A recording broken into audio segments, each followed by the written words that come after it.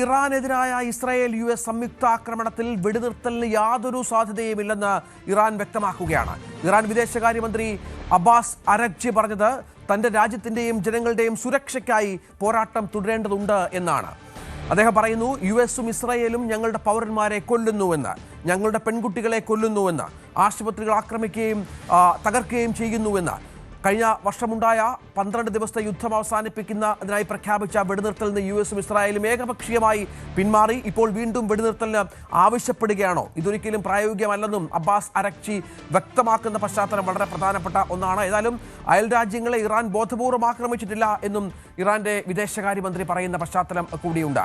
ഏതായാലും ഇത് വളരെ പ്രധാനപ്പെട്ട ഒന്നായി മാറുകയാണ്. അമേരിക്കയുടെ ആക്രമണവും തിരിച്ചടിയും മൂലം അനുഭവിക്കേണ്ടി വന്ന പ്രതിസന്ധികൾ പ്രസിഡന്റ് പെസഷ്കിയാൻ ആ മേഖലയിൽ ജനങ്ങളോട് ഖേദം പ്രകടിപ്പിച്ചിട്ടുണ്ടെന്നും അരഗ്ചി പറയുന്ന പശ്ചാത്തലം ഉണ്ടായിട്ടുണ്ട്. ഏതായാലും വെടിനിർത്തലിനുള്ള യാതൊരു സാധ്യതയുമില്ല എന്നാണ് ഈ ഘട്ടത്തിൽ മനസ്സിലാക്കേണ്ടത്. ആക്രമണം അതിൻ്റെ അതീവ രൂക്ഷതയോടെ തുടരുകയും ചെയ്യുമെന്ന കാര്യത്തിൽ സംശയമില്ല. അജയ് സുധാ ബിജു ഏറ്റവും പുതിയ വിവരങ്ങളുമായി ചേരുകയാണ്. അജയ്, വലിയ തോതിലുള്ള ആക്രമണം സംഭവിക്കുന്നുണ്ട്. ഇന്നലെയും അതിശക്തമായ രീതിയിൽ ഇത് ഉണ്ടായിരുന്നു എന്ന് വേണം മനസ്സിലാക്കാൻ. പക്ഷേ വെടിനിർത്തലിനുള്ള സാധ്യതകൾ അകലെയാണ്. ആരെങ്കിലും ഒരു സമവായ ശ്രമത്തിന് തുണിയുന്നുണ്ടോ? അത് വിജയിക്കാനുള്ള സാധ്യത ഉണ്ടോ? ഇപ്പോഴും മേഖലയിൽ ആക്രമണം അത് രൂക്ഷമായി തന്നെ തുടരുകയാണ്. ഈ പശ്ചാത്തലത്തിൽ ഇപ്പോൾ നിലവിൽ രണ്ടു കൂട്ടരും ഒരു സമാധാന ചർച്ചകൾക്ക് ശ്രമിക്കുന്നില്ല എന്ന് വേണം നമുക്ക് മനസ്സിലാക്കാൻ. കാര്യം ഇപ്പോൾ ഒരു ഇസ്രായേലി മാധ്യമം ട്രംപുമായി നടത്തിയ ഒരു അഭിമുഖത്തിൻ്റെ വിശദാംശങ്ങൾ പുറത്തുവിട്ടിരുന്നു. അതായത് അവർ പറയുന്നതനുസരിച്ച് ട്രംപിനോട് ഈ യുദ്ധത്തിൻ്റെ അവസാനത്തെ പറ്റി ഈ മാധ്യമം ചോദിച്ചിരുന്നു. അപ്പോൾ ട്രംപ് വ്യക്തമാക്കിയത് ഇസ്രായേലി പ്രധാനമന്ത്രി ബെഞ്ചമിൻ നെതന്യാഹുവുമായി ചർച്ച നടത്തിയതിന് ശേഷം ഒരു സംയുക്ത തീരുമാനമായി മാത്രമേ ഇക്കാര്യത്തിൽ ഒരു അന്തിമ ഡിസിഷൻ എടുക്കാൻ സാധിക്കുകയുള്ളൂ എന്നാണ് ട്രംപ് ആ മാധ്യമത്തിനോട് പറഞ്ഞത്. എന്നാൽ അതുപോലെ തന്നെ ഈ പുതിയ നേതാവ് മുജ്തബ അലി ഖമനേയെ പുതിയ പരമോന്നത നേതാവായി തെരഞ്ഞെടുത്ത വിഷയത്തിലും ട്രംപിനോട് ചോദ്യമുണ്ടായിരുന്നു. അപ്പോൾ ട്രംപ് ആ ഒരു കാര്യത്തിനോട് പ്രതികരിച്ചത് നമുക്ക് ഇത് വരുന്ന വഴിക്ക് കാത്തിരുന്ന് കാണാം എന്നാണ് ആ ഒരു വിഷയത്തിനോട് ട്രംപ് പ്രതികരിക്കുകയുണ്ടായത്. അപ്പോൾ ഈ രണ്ട് കാര്യങ്ങളിലും കൃത്യമായ ഒരു ഉത്തരം പറയാതെ ട്രംപ് ഒഴിഞ്ഞു മാറുകയാണ് ഉണ്ടായത്. അതായത് യുദ്ധം എന്ന് അവസാനിക്കും എന്നതിനെ പറ്റിയിട്ട് US-ഉം അതുപോലെ തന്നെ ഇസ്രായേലും കൃത്യമായ സൂചന നൽകുന്നില്ല. IRGCയുടെ ഭാഗത്ത് നിന്ന് കഴിഞ്ഞ ദിവസം വളരെ ശക്തമായ ഒരു സ്റ്റേറ്റ്മെന്റ് വന്നത് ഇനിയും 6 മാസം ഇതേ നിലവാരത്തിൽ തന്നെ യുദ്ധം ചെയ്യാനുള്ള ശേഷി ഞങ്ങൾക്കുണ്ട് എന്നാണ് അവർ അവകാശപ്പെട്ടത്. ഞങ്ങളുടെ കയ്യിൽ നിരവധി അഡ്വാൻസ്ഡ് ആയിട്ടുള്ള ദീർഘദൂര മിസൈലുകൾ ഇപ്പോഴും തങ്ങളുടെ പക്കലുണ്ട്. ഇതുവരെ ഉപയോഗിച്ചത് ഫസ്റ്റ് ജനറേഷൻ സെക്കൻഡ് ജനറേഷൻ മിസൈലുകൾ മാത്രമാണ് എന്നുമാണ് IRGC അവകാശപ്പെട്ടത്.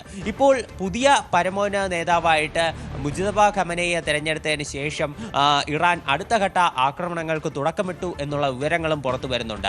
അവരുടെ നാഷണൽ ബ്രോഡ്കാസ്റ്റ് മീഡിയ ഒരു ടെലഗ്രാം പോസ്റ്റ് ഇട്ടതിൽ പുതിയ നേതാവിൻ്റെ അനുഗ്രഹത്തോടെ ആക്രമണങ്ങൾ ഇപ്പോൾ ആദ്യഘട്ട ആക്രമണങ്ങൾക്ക് തുടക്കമായി എന്നാണ് പറയുന്നത്. അതായത് പുതിയ നേതാവിൻ്റെ കീഴിലുള്ള ആദ്യ ആക്രമണം അത് തന്നെയാണ് അവരുടെ നാഷണൽ മീഡിയയും വ്യക്തമാക്കുന്നത്. ഇതിൻ്റെ ഭാഗമായിട്ട് ഇസ്രായേലിലേക്കും അതുപോലെ പല ഗൾഫ് രാജ്യങ്ങളിലേക്കും പുതിയ മിസൈലുകളും ഡ്രോണുകളും വിക്ഷേപിച്ചിട്ടുണ്ട്.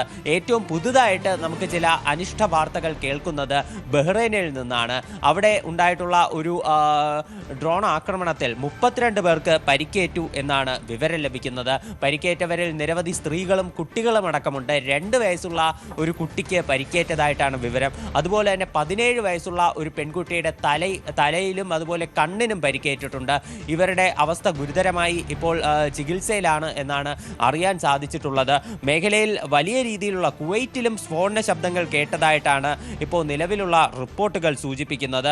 അതുപോലെ ഇന്ന് രാവിലെ നമ്മൾ കേട്ടത് സൗദി അറേബ്യയിൽ നിന്ന് നിരവധി അനിഷ്ട വാർത്തകളെല്ലാം വന്നിരുന്നു. അവിടെയുള്ള അൽ ഖുർജിൽ ഒരു ഇന്ത്യൻ പൗരനും ബംഗ്ലാദേശി പൗരനും കൊല്ലപ്പെടുകയും അതുപോലെ 12 പേർക്ക് പരിക്ക് പറ്റുകയും ചെയ്തിരുന്നു. ഇവിടെ ഒരു ഡ്രോൺ ഇത്തരത്തിൽ ഇന്റർസെപ്റ്റ് ചെയ്ത് നശിപ്പിച്ചപ്പോൾ ഈ ഡ്രോണിൻ്റെ അവശിഷ്ടം ഒരു റെസിഡൻഷ്യൽ ബിൽഡിങ്ങിലേക്ക് വീഴുകയും ഈ ബിൽഡിംഗ് തകർന്നാണ് ഇത്തരത്തിൽ 2 പേരുടെ മരണത്തിനും അതുപോലെ 12 പേർക്ക് പരിക്കേൽക്കുന്ന ഒരു സംഭവത്തിനും കാരണമായത്. സൗദിയിൽ ഈ ഇത്തരത്തിൽ ആക്രമണം ശക്തമായതോടെ സൗദിയിലെ ഇപ്പോൾ റിയാദിലുള്ള ആസ്ഥാനത്തുള്ള US എംബസിയിലെ ജീവനക്കാരോട് എത്രയും വേഗം ഇവിടെ മൊഴിഞ്ഞ് തിരിച്ച് US-ലേക്ക് വരണമെന്നാണ് US-ൻ്റെ ഭാഗത്തു നിന്നുള്ളൊരു നിർദ്ദേശം എന്ന് പറയുന്നത്. അതായത് എമർജൻസി സേവനങ്ങൾ ഒഴിച്ച് മറ്റെല്ലാ നയതന്ത്ര ഉദ്യോഗസ്ഥരും ഉദ്യോഗസ്ഥരോടും കുടുംബത്തോടൊപ്പം US-ലേക്ക് തിരിച്ചെത്തണമെന്നാണ് കർശന നിർദ്ദേശം നൽകിയിട്ടുള്ളത്. അതുപോലെ തന്നെ ഷ്യാബ എണ്ണപ്പാടത്തിന് നേരെയും ആക്രമണം ഉണ്ടായിട്ടുണ്ട്. ഇത് ഒരു മിസൈൽ ആക്രമണമായിരുന്നു. ഇത് കൃത്യമായി ഇന്റർസെപ്റ്റ് ചെയ്ത് നശിപ്പിച്ചതായിട്ടാണ് വിവരം ലഭിക്കുന്നത്. എങ്കിലും സൗദിയിലെ സാഹചര്യവും ഇപ്പോൾ ഒരു ഗുരുതരം തന്നെയാണ്. ഖത്തർ എലിവേറ്റഡ് എമർജൻസി അലേർട്ട് പ്രഖ്യാപിച്ചിട്ടുണ്ട്. എല്ലാവരുടെയും അവിടെയുള്ള എല്ലാ പൗരന്മാരുടെയും മൊബൈൽ ഫോണുകളിലേക്ക് സന്ദേശം ഇതിനോടകം എത്തിയിട്ടുണ്ട്. എല്ലാവരും കെട്ടിടങ്ങൾക്കുള്ളിൽ തന്നെ തുടരണം എന്നാണ് നിർദ്ദേശം. തുറസായ സ്ഥലങ്ങളിലൊന്നും നിൽക്കരുതെന്നും കർശന നിർദ്ദേശം നൽകിയിട്ടുണ്ട്. അപ്പോൾ പുതിയ നേതാവായിട്ട് മുജിതബ ഖമനയി തെരഞ്ഞെടുക്കപ്പെട്ടതിന് പിന്നാലെ ഇസ്രായേലിലേക്കും ഗൾഫ് രാജ്യങ്ങളിലേക്കും ആക്രമണം കടുപ്പിക്കുന്ന ഇറാനെയാണ് ഇപ്പോൾ നമുക്ക് കാണാനാകുന്നത്. തീർച്ചയായും തുടരുക അജയ്. അയത്തുള്ള അലി ഖമേനിയുടെ പിൻഗാമിയായി ഇന്നലെയാണ് മുജ്തബ ഖമേനിയെ ഇറാനിലെ പുതിയ പരമോന്നത നേതാവായി തെരഞ്ഞെടുത്തത്. അയത്തുള്ള ഖമേനിയുടെ രണ്ടാമത്തെ മകൻ കൂടിയാണ് മുജ്തബ. നമുക്കറിയാം പരമോന്നത നേതാവിനെ തെരഞ്ഞെടുക്കുന്നതിനുള്ള 88 അംഗ സമിതിയാണ് അദ്ദേഹത്തെ പിൻഗാമിയായി പ്രഖ്യാപിച്ചത്. ടെഹ്റാൻ സമയം അർദ്ധരാത്രിയോടെ ഈ സുപ്രധാന പ്രഖ്യാപനം ഉണ്ടാവുകയായിരുന്നു. ഈ പ്രഖ്യാപനത്തോടെ രാജ്യത്തെ എല്ലാ കാര്യങ്ങളിലും അന്തിമ തീരുമാനം കൈക്കൊള്ളുന്നതിനുള്ള അധികാരമാണ് മുജ്തബയ്ക്ക് ലഭിച്ചിരിക്കുന്നത്. പരമോന്നത നേതാവ് എന്ന പദവി ഇറാനിലെ ഏറ്റവും ഉയർന്ന രാഷ്ട്രീയ മതപരമായ അധികാരമാണ്. എല്ലാ രാഷ്ട്രീയ കാര്യങ്ങളിലും അന്തിമ തീരുമാനം എടുക്കാം. പുതിയ നേതാവിനെ സംബന്ധിച്ച തീരുമാനം വിദഗ്ധ സമിതി എടുത്തിട്ടുണ്ടെന്ന് കഴിഞ്ഞ ദിവസത്തെ റിപ്പോർട്ടുകൾ പുറത്തു വന്നിരുന്നു. അങ്ങനെ തന്നെ ആകുമെന്ന കാര്യം ഉറപ്പായിരുന്നു. നമുക്കറിയാം മുജ്തബയുമായി ബന്ധപ്പെട്ട ഇസ്രായേലിന്റെ പുതിയ പ്രഖ്യാപനം മുജ്തബയെയും തീർക്കുമെന്നുള്ളതാണ്. ആര് പരമോന്നത നേതാവായി വന്നാലും ആര് നേതൃത്വത്തിൽ വന്നാലും അവർക്കെതിരെ നടപടി ഉണ്ടാകും. കാത്തിരിക്കൂ എന്നാണ് ഇസ്രായേൽ പറയുന്നത്. മുജ്തബയും ഇപ്പോൾ സുരക്ഷിത കേന്ദ്രത്തിലായിരിക്കുമല്ലോ അജയ്. മുജ്തബ അതിനുശേഷം നമ്മൾ പബ്ലിക് സ്പേസിലൊന്നും കണ്ടിട്ടില്ല. അങ്ങനെ ഒരു പ്രശ്നം കൂടിയുണ്ട്. ഈ ആക്രമണങ്ങൾക്ക് ശേഷം മുജ്തബയെ വധിക്കുമെന്ന് ഇസ്രായേൽ ശപഥമെടുത്തിരിക്കുകയാണെന്ന് തോന്നുന്നു. തീർച്ചയായിട്ടും ഇപ്പോൾ ഇറാൻ അത്തരത്തിൽ തന്നെയാണ് നിലവിലുള്ള പ്രതികരണങ്ങൾ നടത്തിയിട്ടുള്ളത്. അവർ ആരെ പുതിയ നേതാവായി തെരഞ്ഞെടുത്താലും പ്രശ്നമില്ല.